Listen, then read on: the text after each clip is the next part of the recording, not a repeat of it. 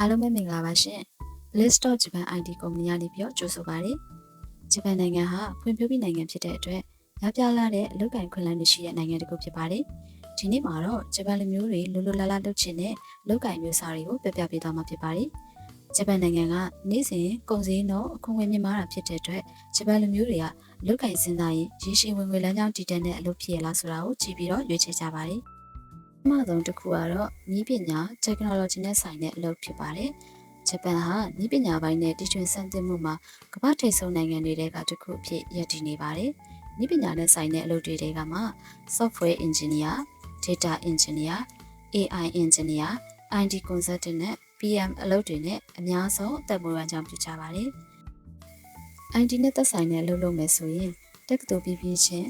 လုပ်ငန်းခွင်ဝင်တာနဲ့တစ်နှစ်စာဝင်ငွေရန်1350ထက်မနည်းတဲ့ဝင်ငွေရတာဖြစ်ပြီးကျွမ်းကျင်မှုပေါ်မူတည်ပြီးလစာမြင့်မားနိုင်တာဖြစ်တဲ့အတွက်ရွေးချယ်ကြပါတယ်။ဒုတိယတစ်ခုအနေနဲ့ကတော့နာမည်ကြီးကုမ္ပဏီတွေမှာအင်ဂျင်နီယာအဖြစ်အလုပ်ဝင်တာဖြစ်ပါတယ်။ Toyota လိုမျိုးကားထုတ်လုပ်မှုလုပ်ငန်းတွေ Panasonic လိုမျိုးလျှပ်စစ်ပစ္စည်းကုမ္ပဏီကြီးတွေအပြင်အခြားသောနည်းပညာမြင့်တဲ့စက်မှုလုပ်ငန်းတွေလည်းရှိတာကြောင့်အင်ဂျင်နီယာအလုပ်များဟာလည်းအရေးကြီးပါတယ်။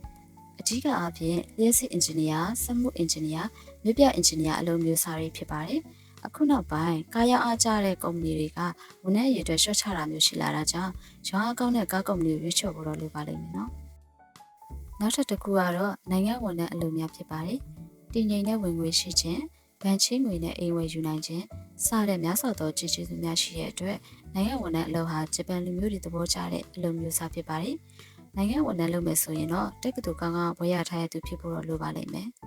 ။နောက်ထပ်တစ်ခုကတော့ဆေးဘက်ဆိုင်ရာအလုပ်ကိုင်တွေဖြစ်ပါတယ်။ဂျပန်နိုင်ငံဟာကျန်းမာရေးကိုအလေးထားတဲ့နိုင်ငံဖြစ်ပြီးဆရာဝန်၊သူနာပြု၊ဆေးဝါးပညာရှင်၊သွားဆရာဝန်စတဲ့အလုပ်မျိုးတွေဟာတည်ငြိမ်မှုရှိပြီးလူမှုရေးအထောက်အကူပြုတဲ့အလုပ်တွေဖြစ်တာကြောင့်လူချိုင်များတဲ့အလုပ်မျိုးစားများဖြစ်ကြပါတယ်။